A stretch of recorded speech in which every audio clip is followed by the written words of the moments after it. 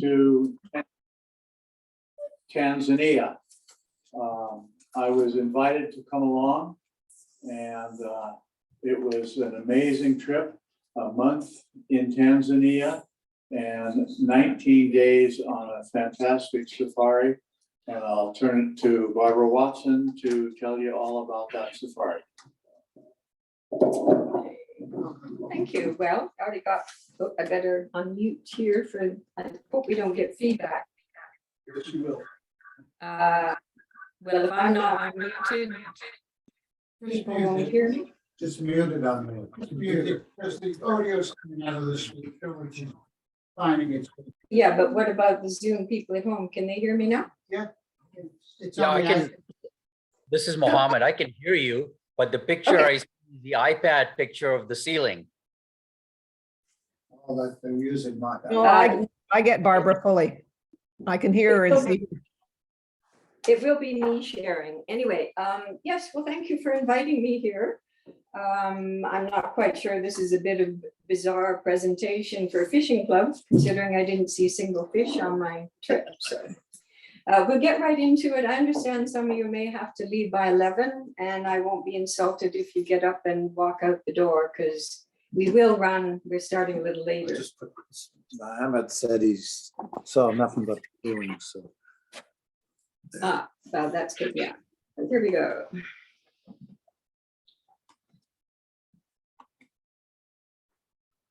Yeah, if you do screen sharing, it'll show up on, I think everyone's screen on Zoom. Yeah, it should. Okay, we got everybody able to. Yep, we can see it. that one. Sorry, the screen, there we go. Why is that the equalizer on? Close. Don't want that. Okay.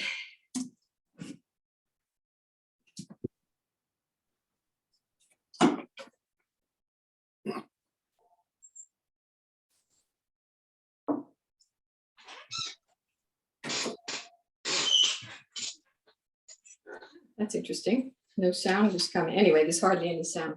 So the first, this is the area that we did the trip in, which is in Tanzania. You're winning, aren't you? Okay, directly in this area, Arusha was where we began. And then, is this show up? Yes. Yeah, sorry, we'll get this going right yet. Yeah, so we started in Arusha, and the trip was basically a big circle right around this area. Only certain areas are parks, other areas are outside of it. So there's a little bit of both. This was Monkey Adventures was our group, our company. David was our guide. He just made the trip. He knew everything about the animals and the culture, and he was a hunter at heart, and he had a good eye for photography. Now the Jeep, originally this holds 7 people. There was only 2 of us plus the driver. Sandy and I were going to alternate between the front and the back, but ultimately I like the front, I like the back, he liked the front. So that's how we stayed with it. You can shoot either out of the windows, or as you see, the roof lifts up, and you can stand up and take pictures from up high as well. This is a typical road that you would find in the park. So if you don't have a good back and don't like bouncing around in a Jeep, it's maybe not. She's coming to look. She's coming. Yeah. Yeah, the 100 to 400 lens I had was on a crop sensor. So that gave me 600 millimeter, which was probably what was needed.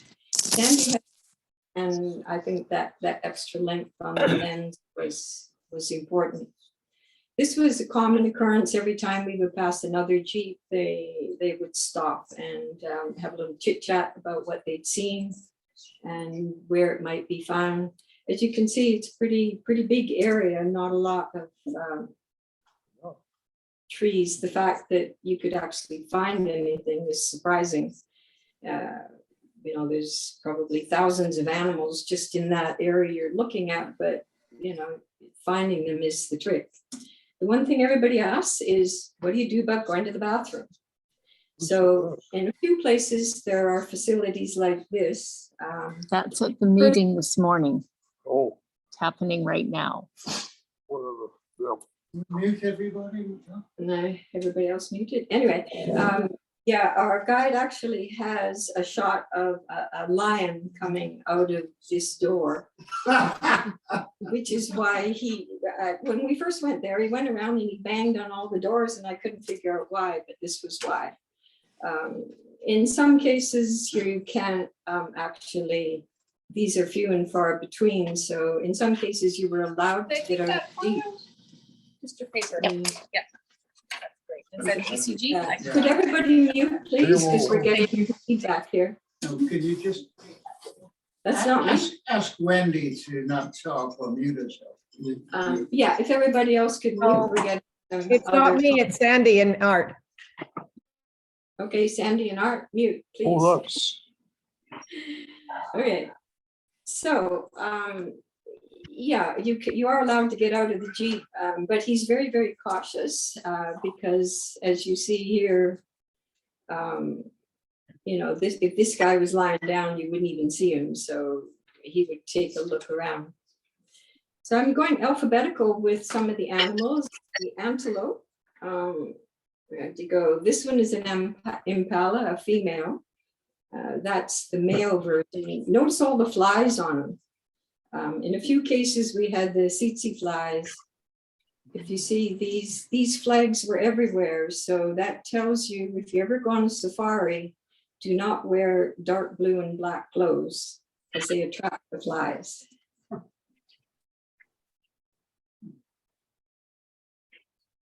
Okay. This is Grant's gazelle. Just a minute, let me see if I can get rid of that top thing here. Who's my Zoom expert here? How do I get rid of that top screen? Click on the screen, it should go away. The Uh, screen itself. Just the screen itself. No, this thing at the top with the screen Just click on share. the screen. There's a way of getting that gone. Do you know how? Just click on the screen about Click the on the envelope. envelope. The envelope. Click on the envelope. No, there is a way of hide video panel. No.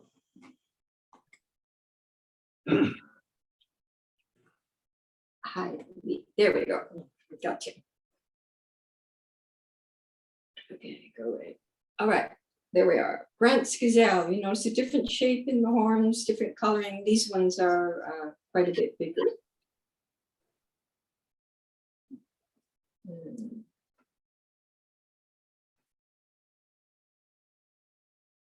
Can I ask what the animal in the background is?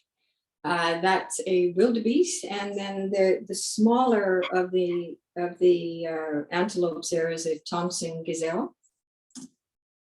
Why is this not going?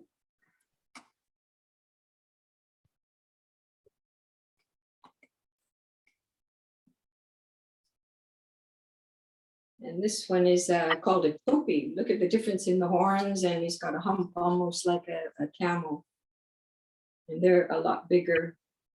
These are the most common. They see herds and herds of these to the point you don't even take pictures anymore.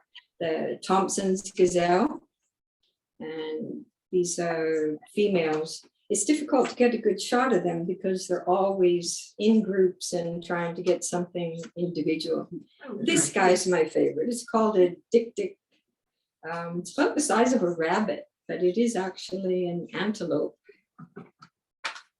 I'm not a birder, but I had to do some birds for our bird people in the camera club. It got to the point with our guide that he wasn't even showing us any birds. So this is obviously an ostrich. Yeah, it's a really, really weird bird when you see them in action. Southern ground hornbill. They have them in Tabor, Alberta. Do they? Yes, Wow. 28 of them escaped the other day. And they're scattered around town. A lilac breasted roller. This guy's interesting. It's called a Cory bustard. It's the largest flying bird native to Africa. It's hard to tell his size, but he's pretty big. The flamingos, it's hard, their feet are in constant motion because they store up whatever's in the ground to eat. And a gray crown crane, beautiful bird, absolutely beautiful. And these are yellow-collared lovebirds. Really neat to see a whole bunch of them in the trees. And the vulture, lappet-faced vulture. Only face a mother could love, for sure. And we have the cats. This is the cheetah. They blend so well in with the grass. And catching them in the camera is really difficult because, as you could see, they're moving very quickly, and to try to get the focus through the grass is quite difficult. They're nervous around the water hole, very much attention to everything going on. It's probably my best shot that I got of a cheetah. And this is a baby, which is a bit of a rare sighting. We had been following the mother through the grass, and then she crossed the road, and we didn't realize till she crossed the road that she actually had babies with her because they were all lost in the grass. There's something in the back coloring that you see on them that makes them look like an animal that an eagle wouldn't be interested in. So you see, they have none of those spots or anything that the adults, so it's a protective measure for the little ones.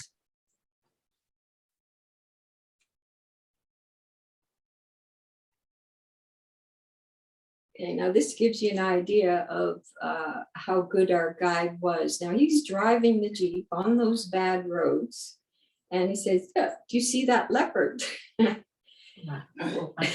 Yeah. Now, this is the limit of my 600 millimeter. He had to take the picture for me because I couldn't even spot him in my camera.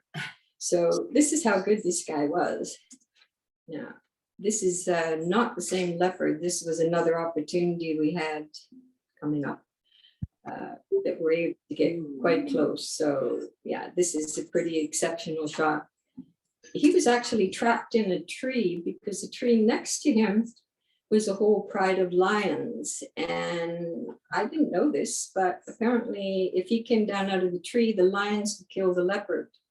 Even though the leopard could run away, they get this thing like deer in the headlights, and they won't run, and the lions will just kill them because obviously they're competition.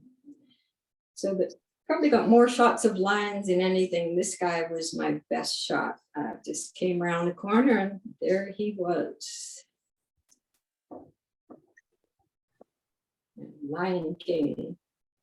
This was actually our first lion sighting, and it's kind of funny because we were driving down, and then he stops the Jeep and he said, "You see the lion?" And of course there we are, we're looking on our over this side with our binoculars, and no, we don't see him.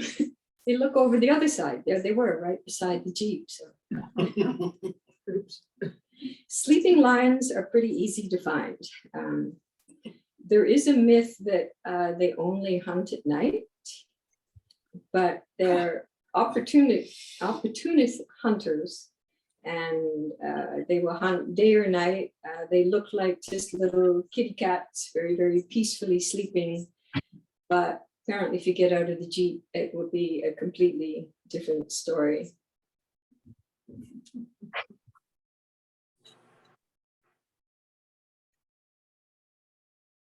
They won't bother you in the Jeep. No, they completely ignore the Jeeps because they're accustomed to them. They know they're not food, and they know they're not a threat. So for the most part, they just completely, they don't even know you're there. They almost have to start the engine and rev it up for them even to open their eyes and care about you. So you kind of get this feeling that, these are pretty calm, tame animals, but that's not actually the truth. This was part of the 18 animal pride that we came across. Just love these guys' eyes. These are the little ones. But at a certain point, they get hungry and they have to wake up and do something. A little bit of grooming first. We got to do that. Make sure you're all looking pretty.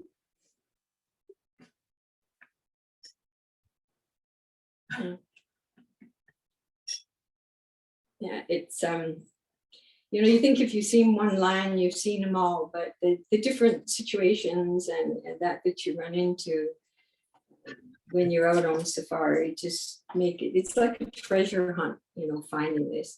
Now these guys have spotted something, I think it was a giraffe, and said, maybe I'm hungry, we should probably go get something to eat.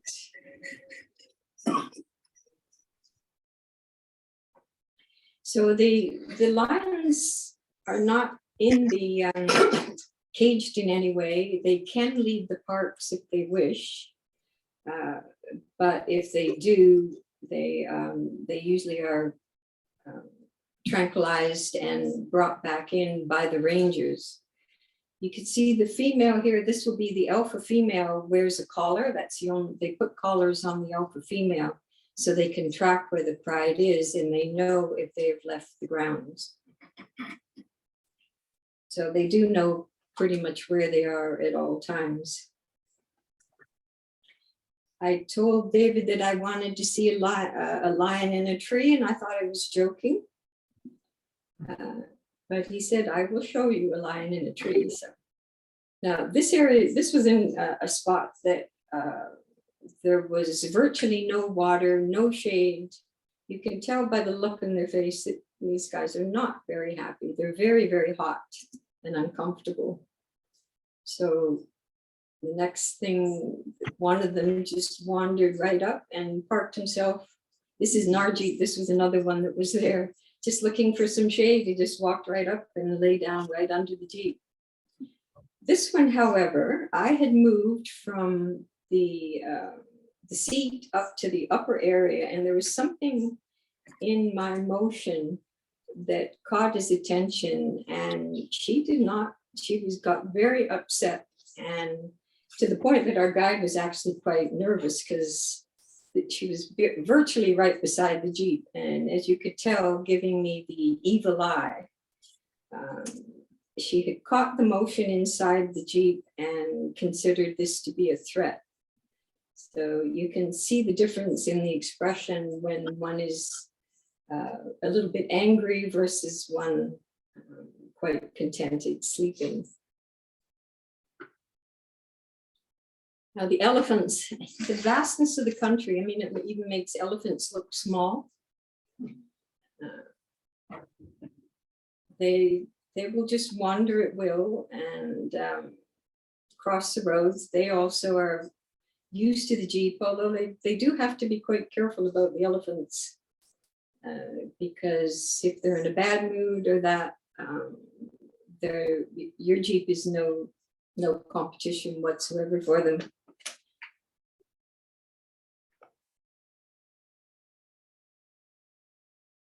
Yeah, you don't want one of those mad at you, that's for sure.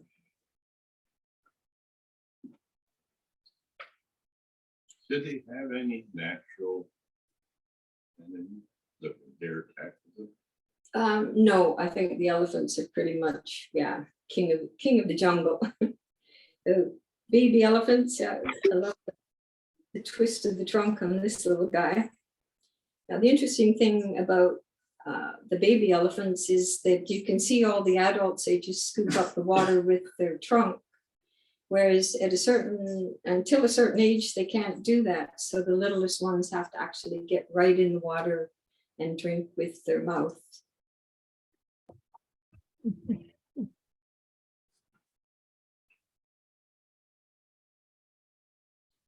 This guy was just, I don't know why, he was just quite happy sleeping in the swamp. And there's a lot of tree damage because again, the elephants, there's not much stops them, and scratching and that sort of thing. They damage a lot of the trees. This is one of my favorite shots of his feet. This gives you an idea of the different sizes between the adults and the little ones. This wasn't a fight, they were just being friendly.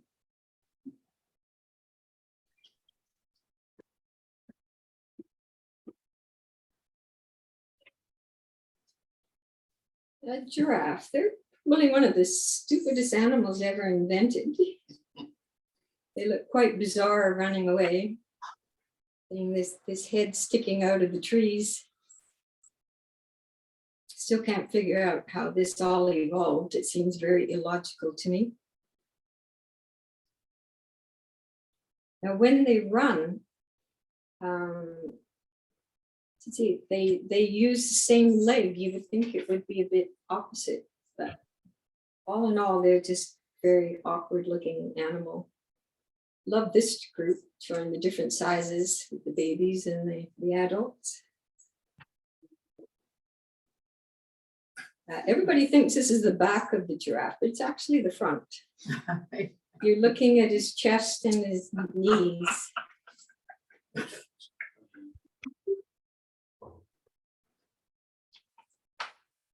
I mean, the whole thing just felt like Jurassic Park without the dinosaurs.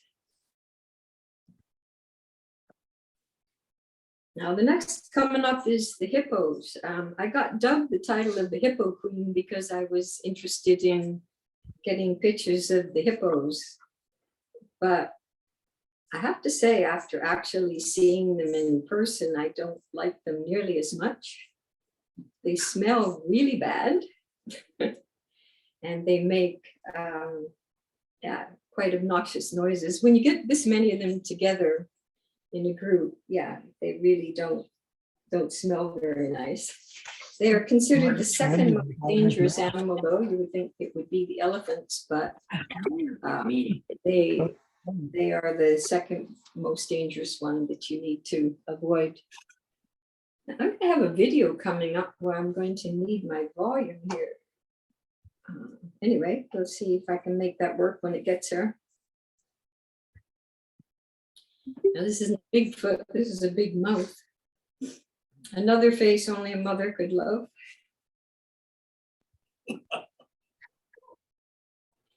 They do get sunburn. That's a bit of the red when they're out. They that's why the lighter colors, they've been out in the sun for a while. So this is just a few of the variety of other ones that we saw. The hyena, they really give me the creeps. They're not the least bit friendly looking. Jackal is a wild dog. They're rather pretty.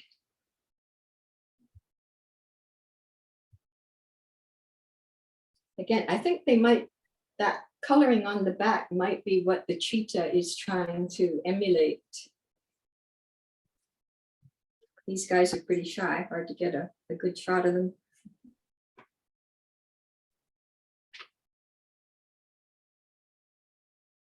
We have the primates. This is baboons. You have to be very careful in areas where there are lots of jeeps because they have become quite acclimatized to them. And if you don't close the windows and the upper thing, they will jump right in the jeep looking for food. It's a large male.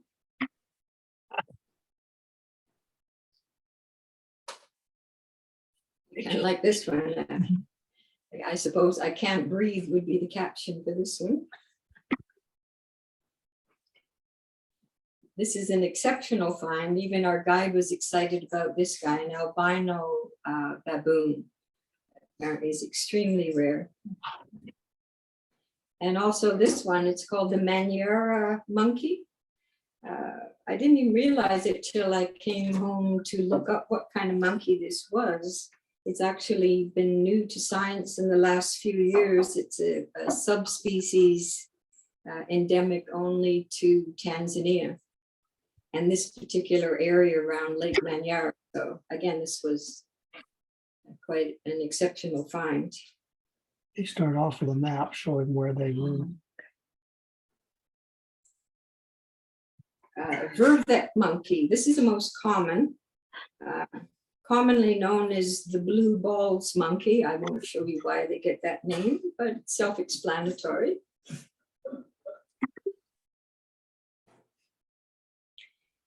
And we have then rhinoceros is the next subject. Unfortunately, getting any sighting of them is getting harder and harder and harder. There was a point where they were allowed to shoot them with guns, not cameras, and the hunters made short work. There's very, very few left. Once again, an example of how good our guide was. This is going down the road. You see a bunch of black spots. Would you know there's a rhino in that bunch? This is that coming up, that same rhino in my 600mm lens, still a long way away, but he could spot the shape and the horns and pick them out of all the other wildebeest or whatever was there. This guy, we did manage to get a good shot of. We stayed late to catch up to him because he'd heard that, you know, there was a rhino to be seen. And then there is a mad dash to get to the lodge before dark because you're not allowed to drive in the park in the dark. For one thing, it's dangerous. An elephant is more liable to charge you with the lights. They're just not used to any of that. So you do want to be out before dark. Warthogs probably have to be considered one of the ugliest animals I've ever seen. That black, you see, they do burn the grasses on a controlled burn to try to keep the tsetse flies down. So you see that black, those big areas where just the grass has been burned. The only thing uglier than a warthog is a muddy warthog. Now here we have what is, you wouldn't think so, the most dangerous animal, a Cape buffalo. They do not back down from anything. They will charge it, they will group together and charge a lion. If there's a lion in the area, we actually witnessed part of that. They will and have recently killed people, watchmen, whoever they can, because especially the males, if they're trying to establish the territory, they see us as predators and you don't want to get too close to one of these. Really, really mean looking. They constantly have these birds around them. They're called oxpecker or tick birds, and they're symbiotic with the water buffalo. Caption on this one is, go ahead, make my day.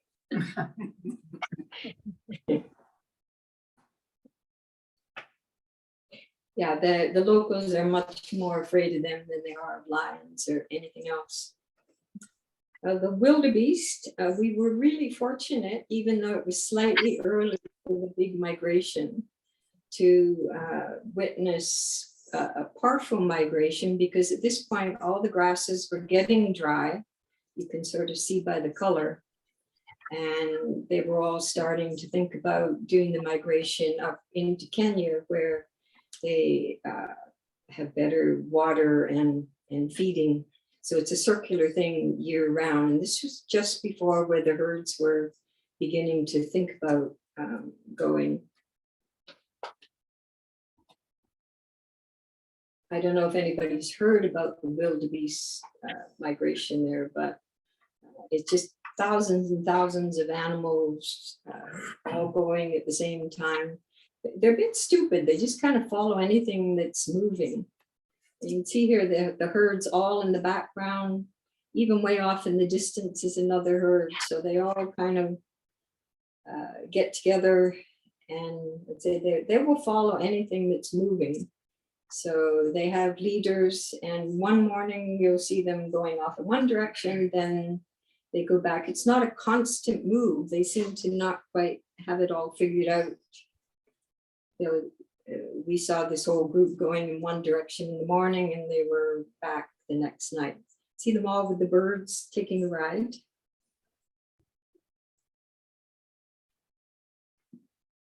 And for some reason or other, they will start running. And if one starts to run, the other one will follow. Now, this is probably one of the most exceptional experiences that we had. We came across this group of wildebeest on the beach, which did not seem all that unusual, but they were on the one side of this river, and where our Jeep was, there was another part of the herd. And let me see, this is something that you cannot do in a still picture. I apologize for my videography, but this is something you can really only get a picture of. Now I'm going to see if I need You need to mute Dave and then and then unmute you, right? okay, is that what I need to do this? I'm not 100% sure.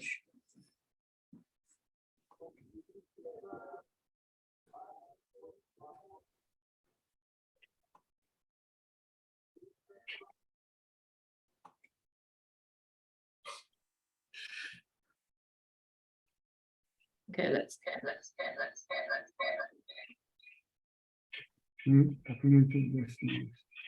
okay, so where's my feedback coming from?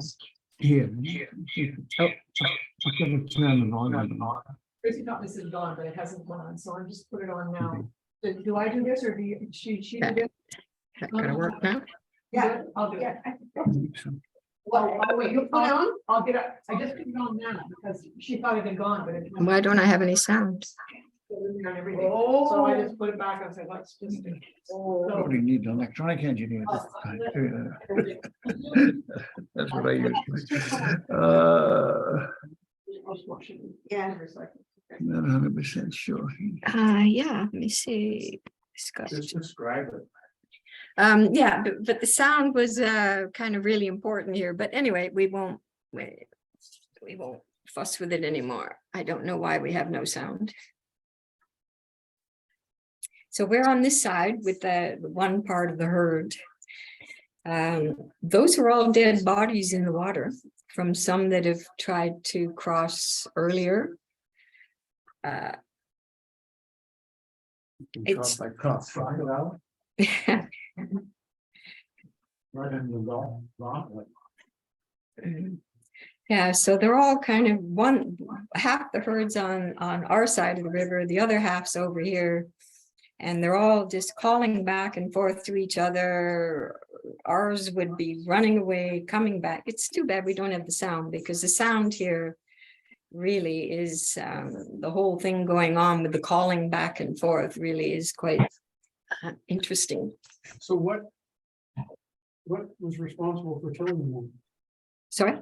What was responsible, the hippos killed as they tried to cross? You said there was a bunch of dead bodies. Yes, what happened, you can't quite see on this side, but there's just a bit of a cliff. I think because the way they're built with they can't lift their head, so they can drown very easily. And they're just kind of so stupid that, they start to climb up, another one tries to climb over them, and they just trample each other to death as well as drown if they stay in the water for too long. They're not good swimmers. In actual fact, about, just around the corner of the river here, there was actually a bridge, but they hadn't got smart enough to figure out how to cross the bridge. They still did it this way. Crocodiles. Hmm? Crocodiles as well. Yes, yeah. Now, the hippos don't eat the wildebeest at all, but they did not like all these dead bodies around their territory. So they were trying to push them away. So everybody else left and we stayed a little bit because they thought, well, nothing's going to happen. But finally, we stayed and look at them. They're just trying to, should I? Maybe. Oh, there we go.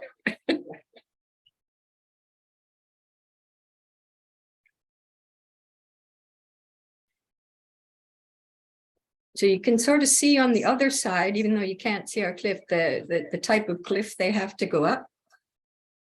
So it's a pretty hard climb, and why they choose this particular spot, I have no idea. But this is just a small example of what happens in the migration. In the main one that people go to, there's thousands and thousands of them trying to cross at the same time with, crocodiles and lions and everything. But there's also thousands of jeeps. This was virtually a private show that we had. We were pretty much the only one there to witness it. So they're definitely not good swimmers. So we came back the next morning just to see what was going on. And sure enough, there's the hippos reclaim their beach. But at this point, as you can see, the whole place just littered with dead bodies. Crocodiles definitely had a feast.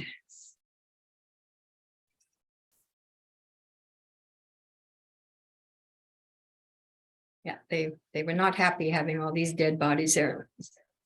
Crocodiles were very happy.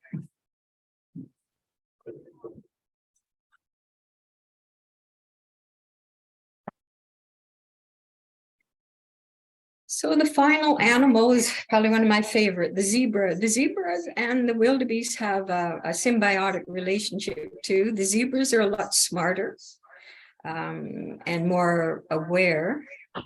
And yet the zebras stay with them because the wildebeests are much easier targets. So the two of them work well together.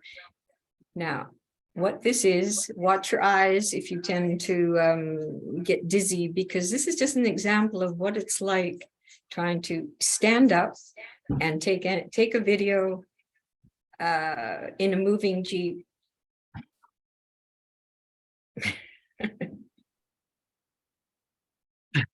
It's either just all over the road, and as you drive up, they just clear the way.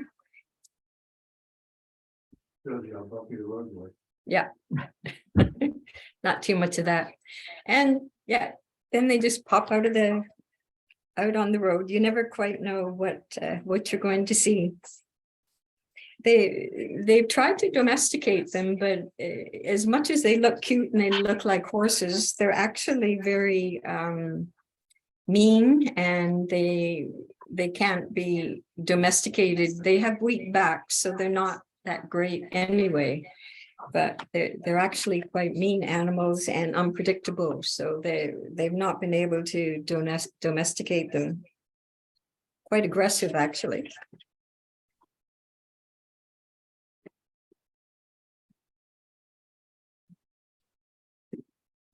Yeah, this is a lovely male in the sunset. Are they black with white stripes or white with black stripes? I knew that one was going to come up. They are black with white stripes. It's actually yeah, they just have different pigment between the black and the white, but apparently if you shave off the hair or the hide, whatever you want to call it, it's actually black skin underneath.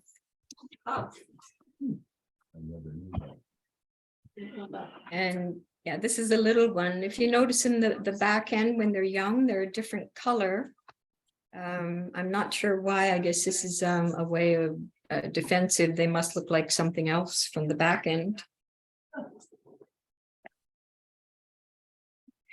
In this particular case, a whole bunch was down at the water hole, and all of a sudden they just went into this big panic and all came flying out of the water hole. Beautiful zebras. This lady went to on a safari in Africa. She's showing all her pictures. They're just amazing. Where am I getting that feedback? Yes, this is why they all left. Crocodile. Yeah, she's got a camera that zooms in. This is kind of neat. The whole sea of zebras in the green grass. Love that shot. That's cool. So beautiful.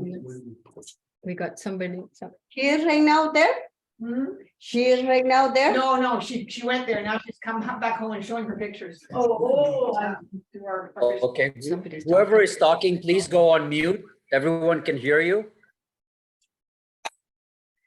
Okay, now the second half of the presentation here is the cultural part. We're done with the animals, the cultural part of our experience, which was probably as interesting, if not more so in some ways, because it was just such an eye-opening experience to see, to recognize that people still live like this.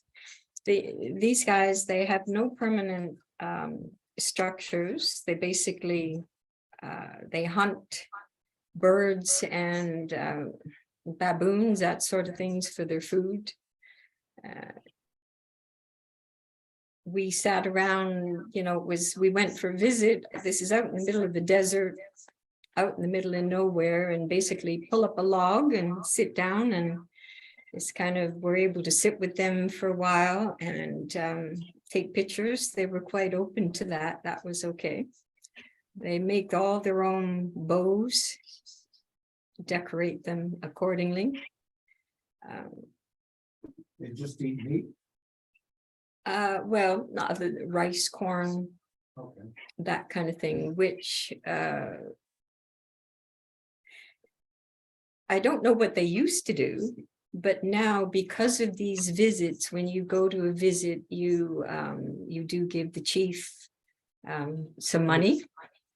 And so this is why, you know, they are open to having people come and visit them, because then they're able to buy corn and that to supplement what they do eat. Have you tried to domesticate them at all, or just leave them alone? They're going to be forced into something eventually, because I don't know how much longer this is sustainable, because there's pressures on the land everywhere. They give us a firefighting demonstration, how they start a fire just with sticks and that.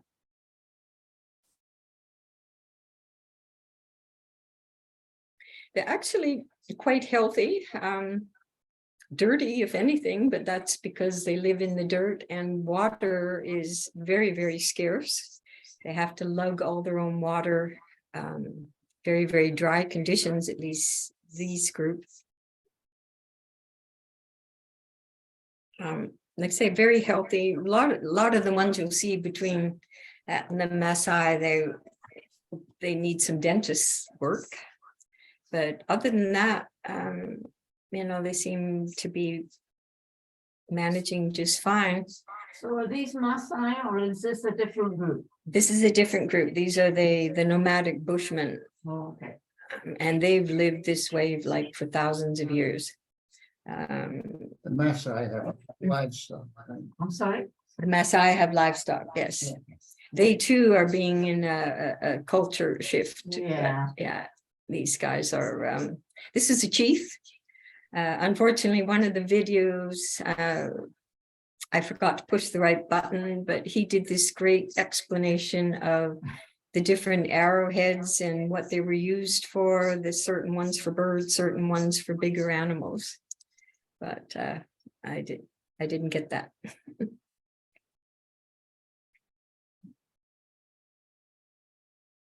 I just can't imagine raising children in that environment. It's one thing to go hunting and all that kind of thing, but raising children, this is a guy carrying water. Well, kind of whatever goes. I mean, there you go. I mean, can you imagine? There's home, Yeah. such as it is, and they're temporary. Everybody had a smile on their face, though. I got to give them that. They seem like very happy people in spite of the hardship. And the final thing was an arrow shooting demonstration. And that was a thank you for the money. They actually got Sandy in on that one too, but I don't think he hit the target. There he is.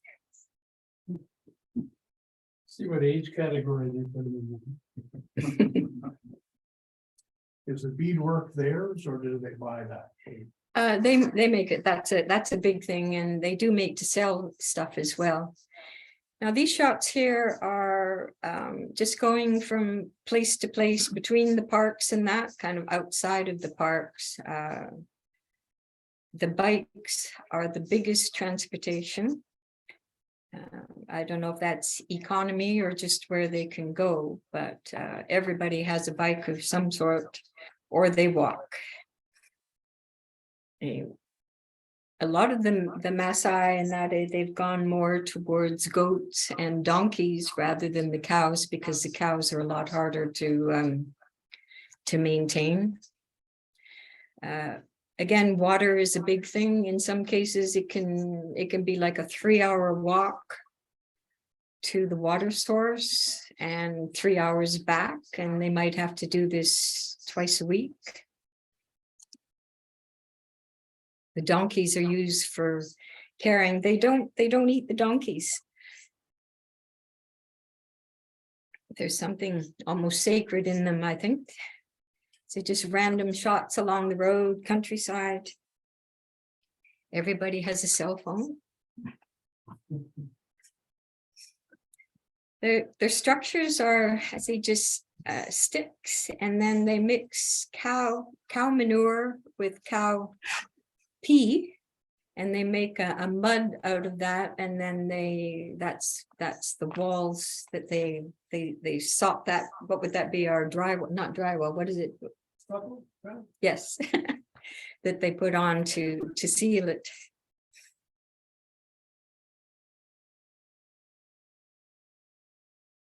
Typical structures, nothing very fancy. If you've ever been to Mexico, probably very equivalent to that sort of third world kind of stores. There's a Maasai gentleman in the traditional clothing. Unusual coffee shop.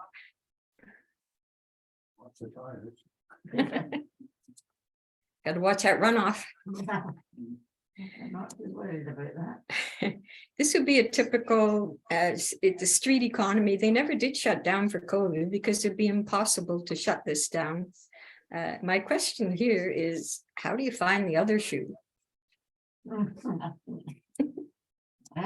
Same size, say that.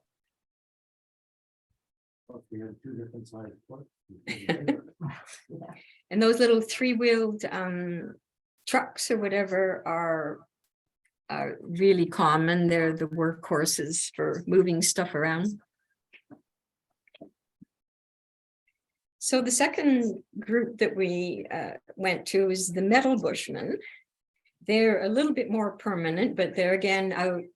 I mean, when we got taken to this particular location, it was almost like you've seen the movies where they take the tourists out in the desert and murder them. You couldn't tell the road. You had no idea where you were going, way off in the back. But they live back there. They collect all these bits of scrap metal from everywhere. And then, yeah, you could see these structures are a little bit more permanent. But they collect all the scrap metal, and then this is a hand forge, a bellows that he works with his hands and his feet to melt the metal. And they have various molds that they will then pour it into and make arrowheads. We actually have this one. I gave this one to my son, but we actually bought this one off of them. Those barbs, if you will, once they've made in the mold, the barbs are actually cut in just with a nail and a hammer.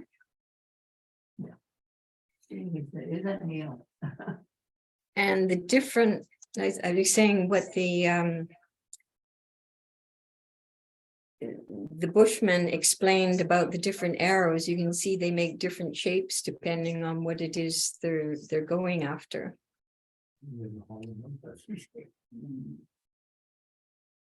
And other than that, they also make some decorative stuff and forks and that sort of thing. They do try to sell all this to the people that come, so that's an extra income. These would be the women from the Metal Bushmen.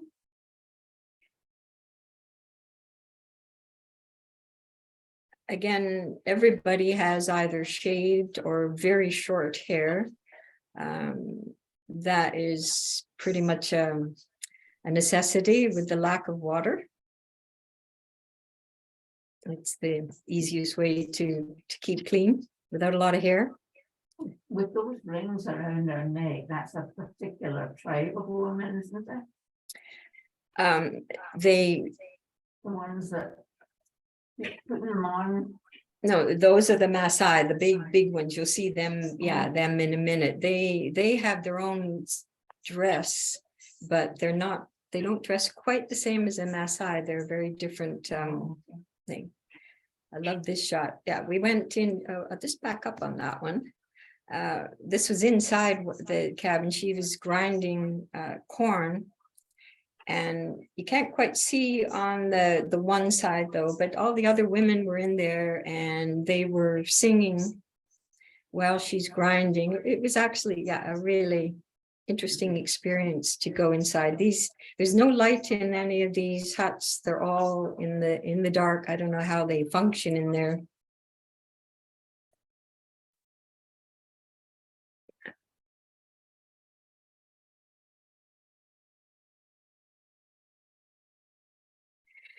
Okay, now this is the Maasai. This artwork is everywhere there, and this tells the story of the Maasai women when they're going to be married. They have to stay in their hut for 6 months, and all the other women take care of all their needs and bring them food and stuff. I don't know why. I'm guessing it's a purity thing, but I wouldn't want to be a Maasai woman. They do all the work. And the young boys tend to look after the cattle. It's an all-day thing. They take them out seeking water and something to eat. And then they bring them back at night into the compound. This again was on the road. We came across a local market. This is a total Maasai market, not a tourist in sight. It was impossible to blend into this particular scene, but it was quite fascinating. Just a local street market. Some people will have walked for hours with stuff to sell here. And they'll have hours walk back home with all this gear and things that they have to sell. Not everybody has transportation. Food was surprisingly good. A lot more agriculture and variety of food than what was anticipated. Lots of fresh fruits and vegetables.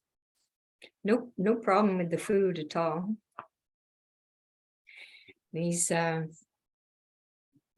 guess they do the ear thing with the rings, but I don't see the rings anymore, but it's all jewelry. I guess if you can't have hair, they got to dress up one way or the other. Once again, cell phones. Did they have any kind of medical or dental care? I mean, does a government send people through every now and then, and they just leave them on their own? Well, as you can see by the teeth, I think there's a definite lack of dental care. The fact that the people seem so healthy, I'm not really sure. Do you know if we got an answer to that, Sandy? No, there is some government health care, but minimal. Yeah. I was thinking for drinking water, I mean, don't you get parasites and all this kind of stuff? You Do would think guys so. drink bottled water all the time? They don't drink bottled water. Yeah, we did. We drank. We did, yeah. Our guide brought cases and cases of water, with him in the Jeep. And so he had enough water for each of us to have 2 liters of water per day.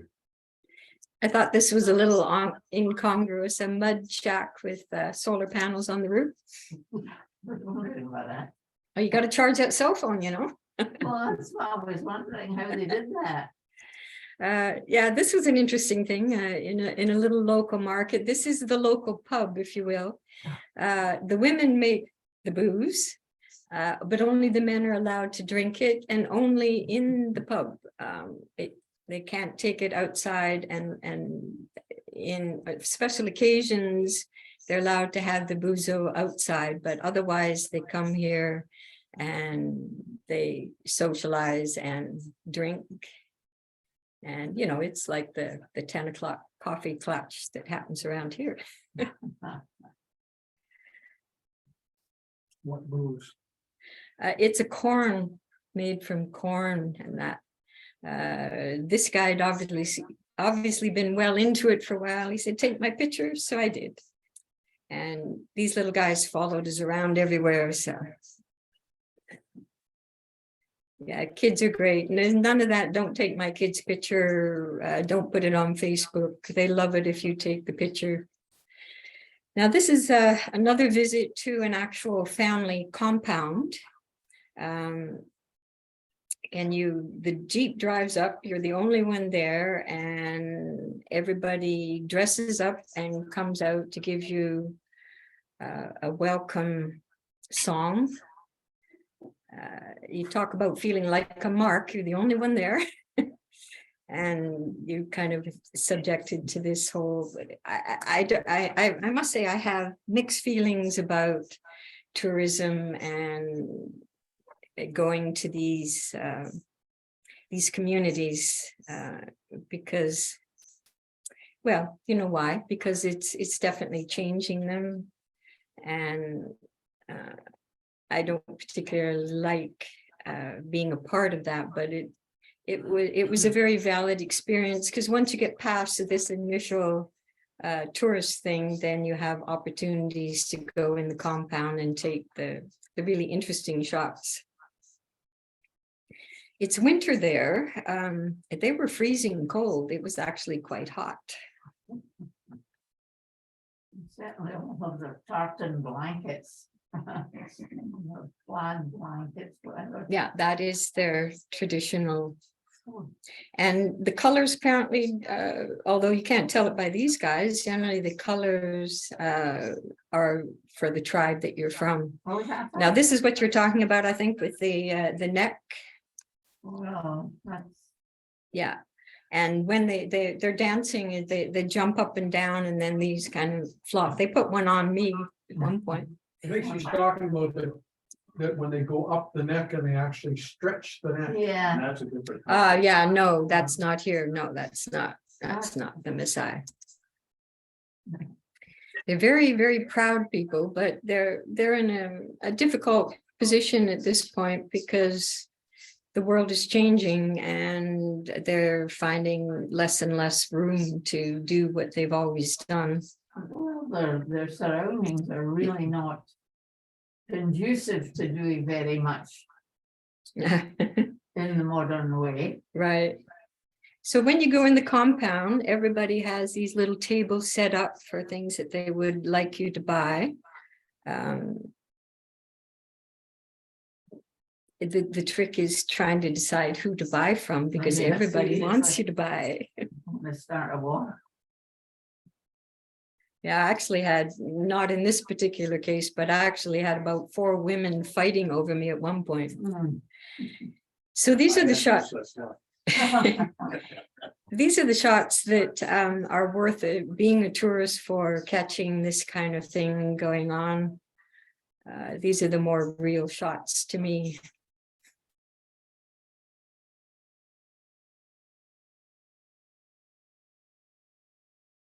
And this is a permanent resident.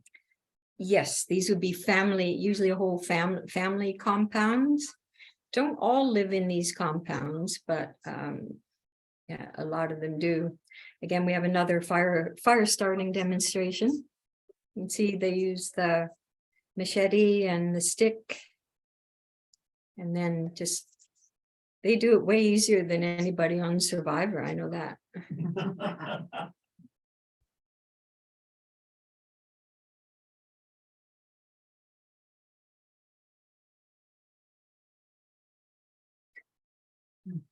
And once again, the kids, look at the eyes, huh? This guy not quite so happy. No. You had to put on that shirt. But the interesting thing is like all this muted colors, the desert, and then all, you know, the color of their clothing is just make and really interesting. School, we went into the school. They also sung as a song. There's the blackboard doing their lessons, an open air school, if you will. Look at these kids.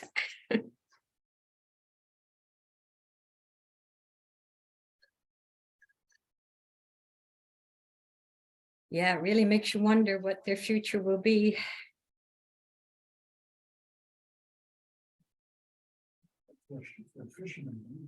This guy on the right there, he's my favorite. Love his expression.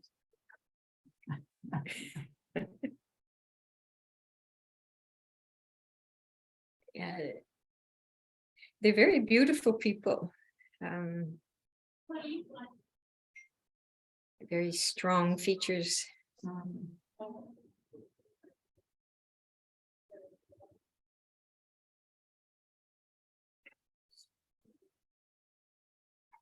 And I can't quite imagine dealing with the baby and all that and the conditions that they live in. No.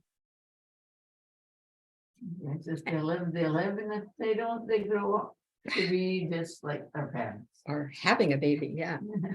The cow's milk is sacred. Very, very important part of their culture. This was an exceptional experience, not a planned tourist thing, but we just happened upon these two boys have been fighting. And apparently if you draw blood, then the chief gets into it, and they have this little ceremony where you see they have grass and they pour milk onto it, and then they will take the grass and pat or put on each other's head as a means of making up. Then the two of them have to go into the hut for a period of time and make friends. So it's this whole little ceremony. This is how they deal with kids that are fighting. They're going to the court system. I don't think it would be grass they would be using. Different kind of grass. The lawyers would be unhappy. Yeah. In some cases, almost hard to tell whether they're men or women, but the ears are the giveaway. The little tiny entrances to these huts, no windows, no lights inside.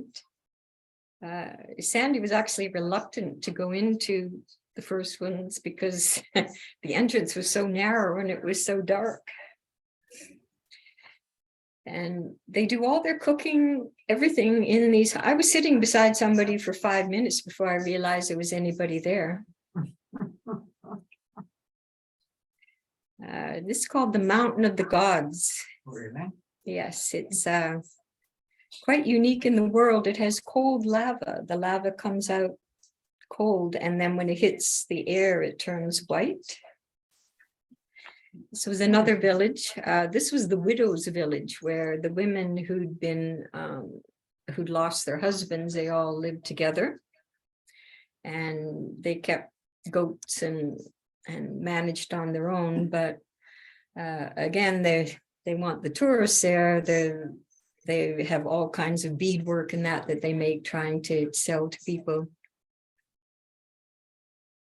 Yeah, there was this woman and 3 others that got into this big fight over what I was going to buy from them. They didn't have to hold hands and get milk poured over there. No blood was drawn. That's good. Looks like a volcano. Are the goats indigenous, you know, Are the, goats indigenous? Uh, Chickens indigenous? I can't say, I'm sure chickens are all around the world. Yeah. But it's only the young boys up to young teenage that they send out all day with these cows. It's quite a responsibility, especially, you know, if there are any lions around.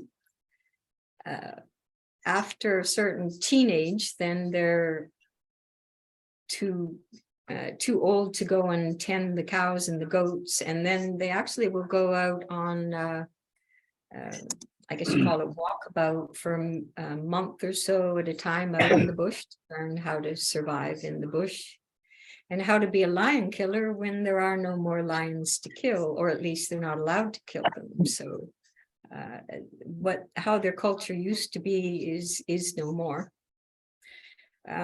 All is not quiet on the Western Front.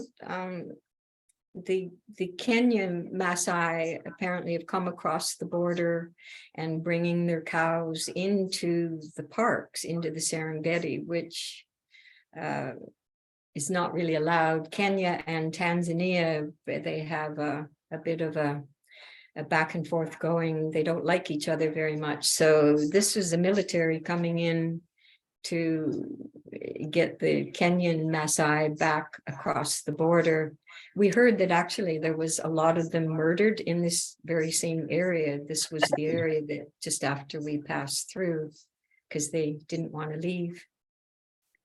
Why is Kenya so bad or what?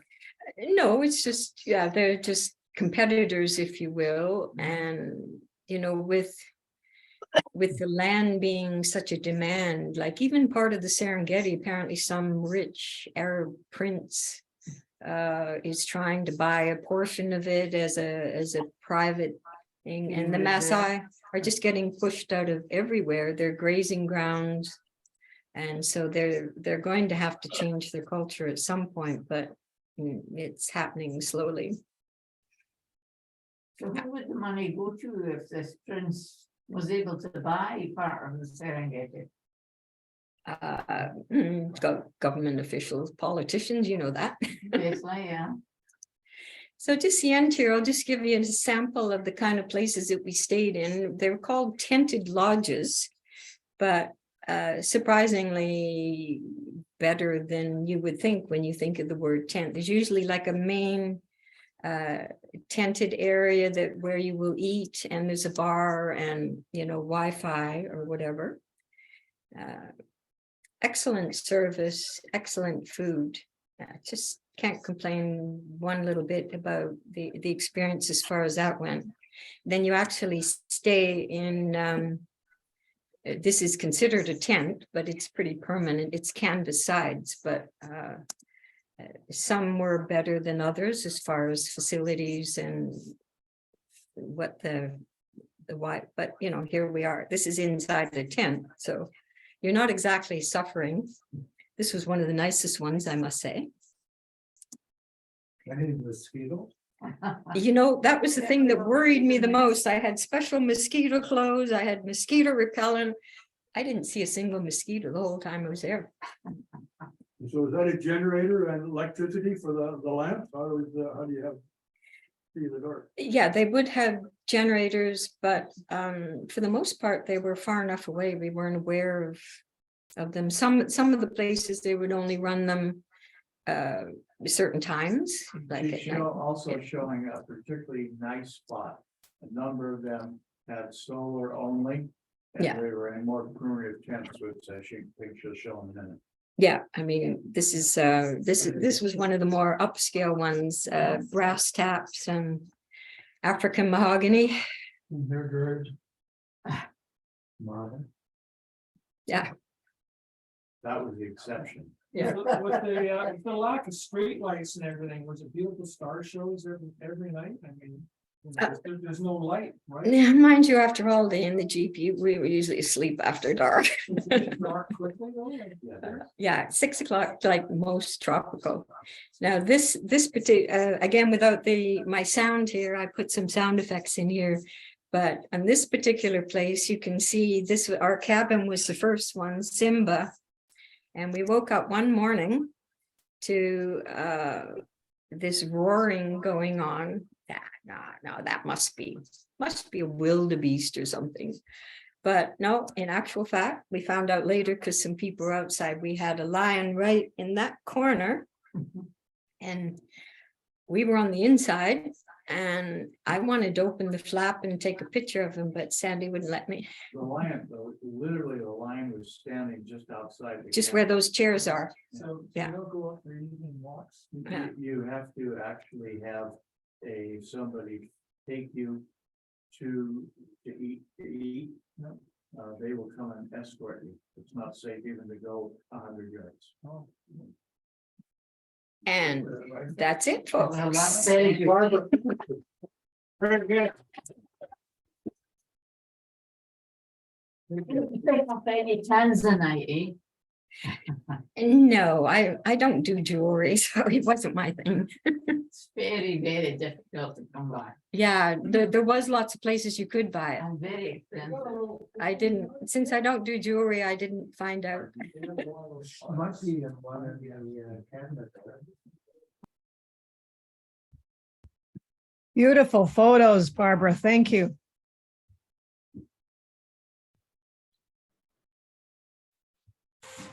Thank you, Barbara, for the presentation. That was really good.